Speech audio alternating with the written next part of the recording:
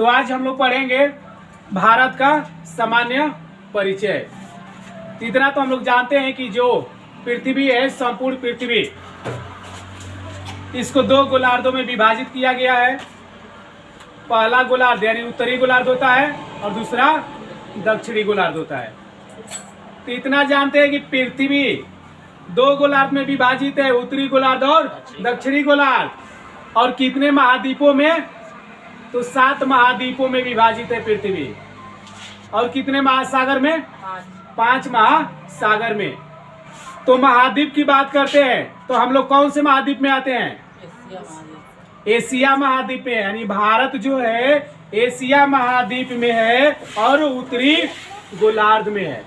ठीक है, तो यहाँ पर मैंने बनाया है भारत के नक्शा, और भारत के नक्शे में हम लोग देखते हैं कि कौन सा चीज कहाँ पर है।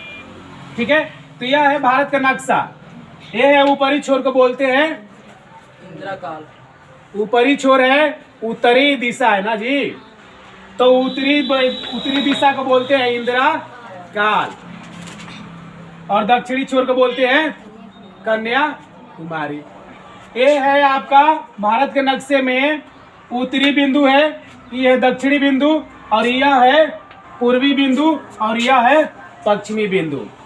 भारत में एकदम पश्चिमी बिंदु पर हम लोग जाते हैं, उस पश्चिमी बिंदु को कहते हैं सिक्रिक। भारत की जो सबसे पश्चिमी बिंदु है उसको कहा जाता है सिक्रिक। और यह कहाँ पर स्थित है सिक्रिक? तो गुजरात में है। भारत के सबसे पश्चिमी बिंदु को कहा जाता है सिक्रिक, और यह सिक्रिक कहाँ पर है, किस राज्य में है? तो गुजरात राज्य में है। भारत के जो सबसे दक्षिणी बिंदु होता है उसको कहा जाता है कन्याकुमारी।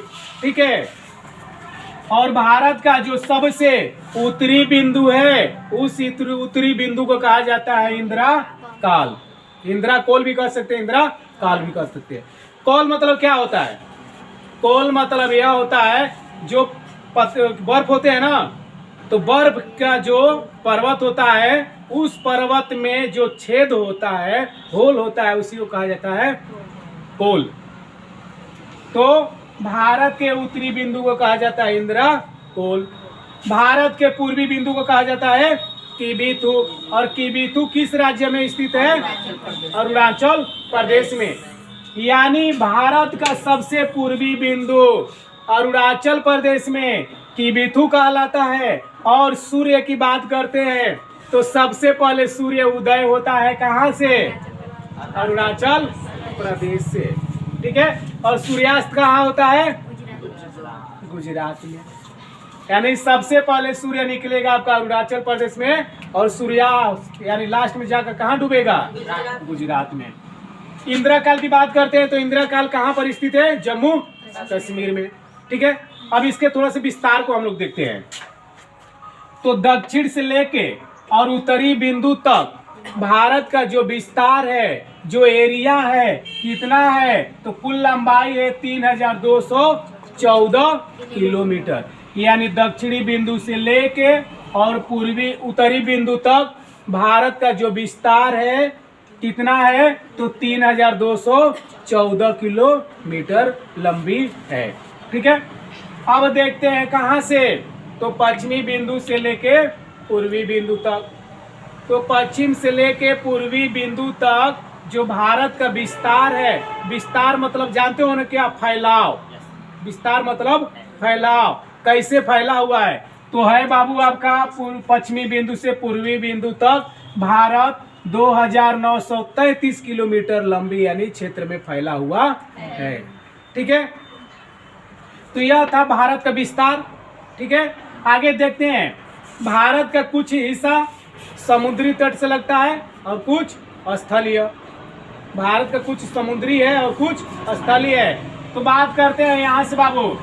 तो जो भारत का दक्षिणी बिंदु है, दक्षिणी छोर है, यानी दक्षिण वाला जो छोर है भारत का, वह समुद्री सीमा से लगता है। देखते हैं, तो यहाँ से गुजरात से लेकर और पश्चिमी बंगाल तक का जो ए वाला क्षेत्र है ना, यहाँ से लेकर ए वाला क्षेत्र, ये समुद्री तट से लगा हुआ है।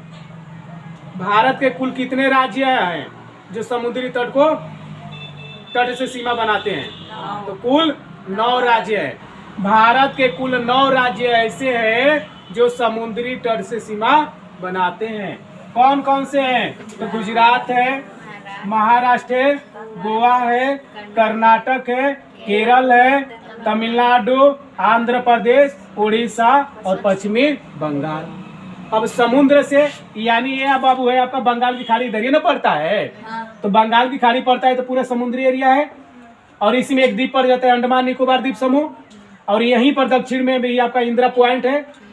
तो ये आपका समुद्री एरिया है। देखोगे क्या है? समुद्री एरिया है। यहाँ आते हैं, यहाँ हिंद महासागर होता है, ठीक है। और ये है लक्षद्वीप, लक्षद्वीप अरब सागर है, और अरब सागर में कौन स्थित है? लक्षद्वीप, ठीक है। अब देखते हैं समुद्री तट यानी गुजरात में जो समुद्री तट है उसको क्या कहा जाता है। तो यहाँ पर गुजरात है ना, तो यहीं पे समुद्री तट बनता है, और समुद्री तट को कहा जाता है क्या चीज? कठियावाड़। क्या कहा जाता है? कठियावाड़। ये है आपका कठियावाड़, कठियावाड़, ठीक है। कठियावाड़ यहाँ पर क्या होता है? सबसे अधिक मात्रा में घोड़ा होता है। घोड़ा जानते हो ना, kit kit kit kit kit, यानी घोड़े की सबसे ज्यादा बिक्री कहाँ पर होती है? कठियावाड़ में, ठीक है। उसके बाद से चलते हैं कहाँ? महाराष्ट्र में। तो महाराष्ट्र में समुद्री तट को क्या कहा जाता है? किस नाम से जाना जाता है? तो कोंकण के नाम से। किसके नाम से? कोंकण के नाम से। गुजरात में समुद्री तट को कहा जाता है कठियावाड़, ठीक है। और यहाँ पर सबसे अधिक मात्रा में घोड़े पाए जाते हैं। और महाराष्ट्र में समुद्री तट को कहा जाता है कोंकण। उसके आगे बढ़ते हैं हम लोग कहाँ पर? तो केरल में। तो जब हम लोग केरल में आते हैं तो केरल में भी एक समुद्री तट पड़ता है, और उस समुद्री तट को कहा जाता है मालाबार। क्या कहा जाता है? मालाबार। उसके बाद से आगे पहुंचते हैं कहाँ पे? तमिलनाडु में। तो तमिलनाडु में जो समुद्री तट है उस समुद्री तट का क्या नाम है? तो कोरोमंडल। तमिलनाडु में जो समुद्री तट है इस समुद्री तट को क्या कहा जाता है? कोरोमंडल। उसके बाद से पहुंचते हैं कहाँ पर? तो उड़ीसा में। तो उड़ीसा में भी एक आपका समुद्री तट पड़ जाता है, और उड़ीसा में जो समुद्री तट है उसको कहा जाता है उत्तरी सरकार। क्या कहा जाता है? उत्तरी सरकार, ठीक है। फिर से देख लो बाबू, जो गुजरात में समुद्री तट है, गुजरात में समुद्री तट को किस नाम से जाना जाता है? कठियावाड़। और महाराष्ट्र में समुद्री तट को किस नाम से जाना जाता है? कोंकण। तमिलनाडु में किस नाम से जाना जाता है? कोरोमंडल। और उड़ीसा में किस नाम से जाना जाता है? इसको उठाओ, वही करोगे। उड़ीसा में किस नाम से जाना जाता है? उत्तरी सरकार, ठीक ना। तो यह है समुद्री तट। क्या है? समुद्री तट है, ठीक है। अब थोड़ी सी एक प्रश्न और बनती है कि कौन से ऐसे 2 देश हैं जो समुद्री सीमा बनाते हैं? कौन ऐसे जो 2 देश हैं जो समुद्री दिशा क्या बोलते हैं? समुद्री सीमा बनाते हैं। तो कौन से हैं? एक श्रीलंका है और दूसरा मालदीव है। जो मालदीव पड़ता है बाबू इधर, ये मालदीव। यानी प्रश्न बनता है एक कि कौन ऐसे 2 देश हैं जो समुद्री सीमा बनाते हैं? तो वह 2 देश हैं श्रीलंका और मालदीव, ठीक है। लिख लो, इतना फटाक फटाक लिख लो, ठीक ना। अब देखते हैं हम लोग विस्तार, थोड़ा सा किसका विस्तार? तो जो समुद्री क्षेत्र है यानी समुद्र से लगा हुआ जो भारत के एरिया है, जो समुद्री से क्या करता है? सीमा बनाता है भारत के राज्य। तो ये वाला यानी यहाँ से लेके यहाँ तक का कुल विस्तार कितना है? तो कितना विस्तार है? 6100 किलोमीटर। यानी यहाँ से बाबू देखोगे भारत के, ध्यान देना इधर, भारत के जो 9 राज्य हैं जो समुद्री सीमा बनाते हैं, ठीक है।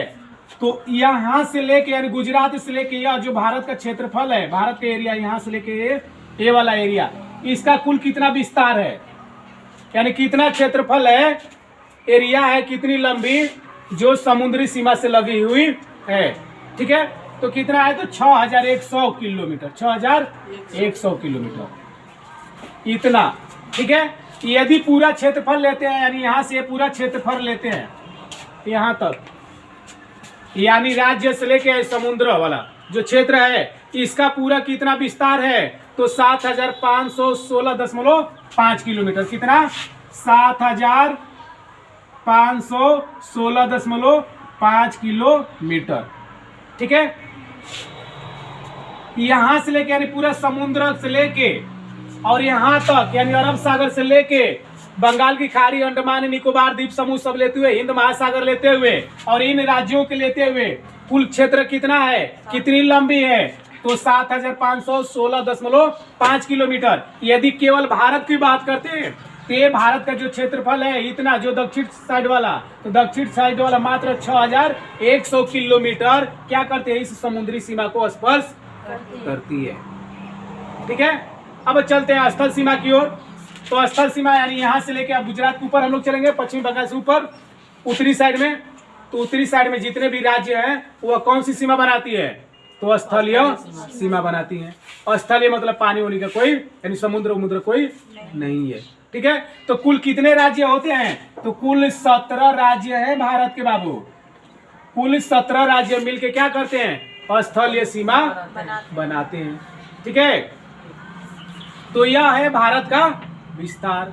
ठीक है, अब देखेंगे हम लोग कि जो भारत है, भारत का जो स्थलीय सीमा है मुख्य रूप से किन देशों में ज्यादा उसका विस्तार फैलाव है, किन किन देशों से।